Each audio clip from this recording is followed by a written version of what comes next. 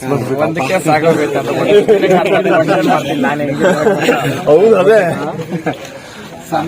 Continue ಮಾಡ್ತಾರೆ. Ready ಸಂತುಗೆ ತುಂಬ ಹೃದಯದಿಂದ ಒಂದು ವಿಶ್ ಮಾಡ್ತಾ ಇದ್ದೀನಿ. ಹುಟ್ಟುಹಬ್ಬದ ಹಾರ್ದಿಕ ಶುಭಾಶಯಗಳು.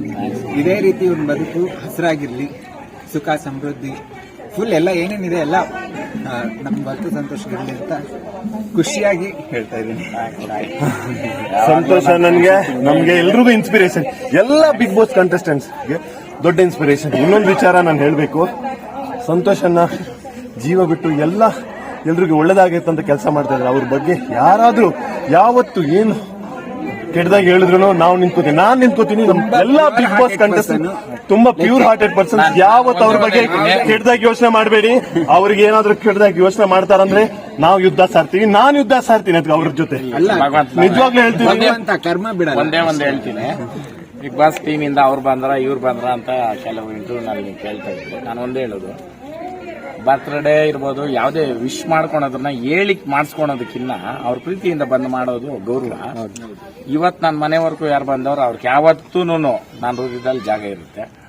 ಹೇಳಿ ಕರ್ಸ್ಕೊಂಡು ಮಾಡಿಸ್ಕೊಬೇಕಂತಂದ್ರೆ ಬೇರೆಯವ್ರನ್ನೇ ಕರ್ಸ್ಕೊಂತೀನಿ, ಅದು ನನಗೆ ಬೇಕಾಗಿಲ್ಲ. ನಾನು ಮನೆವರೆಗೂ ಬಂದು 12 ಗಂಟೆವರೆಗೂ ಇನ್ನ ಟೈಮ್ ಐತೆ. ಯಾರು ಬರ್ತಾರ ಇದು ಓಪನ್ ಆಗಿ ಹೇಳ್ತಾ ಇದ್ದೀನಿ. ಯಾಕಂತಂದ್ರೆ ಇಂಥದಕ್ಕೆಲ್ಲ ಕರ್ಸ್ಕೊಂಡು ಮಾಡಿಸ್ಕೊಳೋದಲ್ಲ.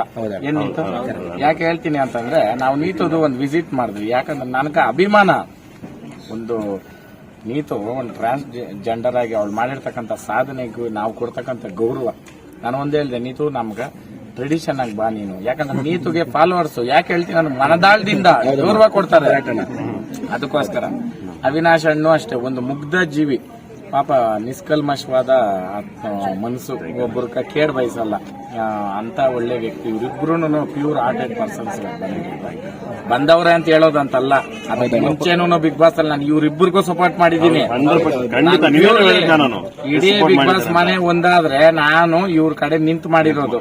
ಲಾಸ್ಟ್ ವೀಕ್ ಅಲ್ಲಿ ನೀತು ಆಗ್ಲೇಬೇಕು ಅಂತ ಒಂದೇ ಮಾತು ನಾನು ಹೇಳಿದ್ದು. ಅಲ್ಲಿ ಕ್ಯಾಪ್ಟನ್ ಅಲ್ಲಿ ಬೇರೆ ಮಾತಿಲ್ಲ.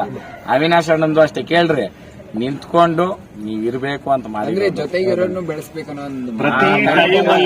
ಇವತ್ತು ಇಲ್ಲಿ ಬೇರೆಯವರು ಬಂದಿಲ್ಲ ಅಂತಂದ್ರೆ ಅವ್ರ ವ್ಯಕ್ತಿತ್ವ ತೋರಿಸ್ತದೆ.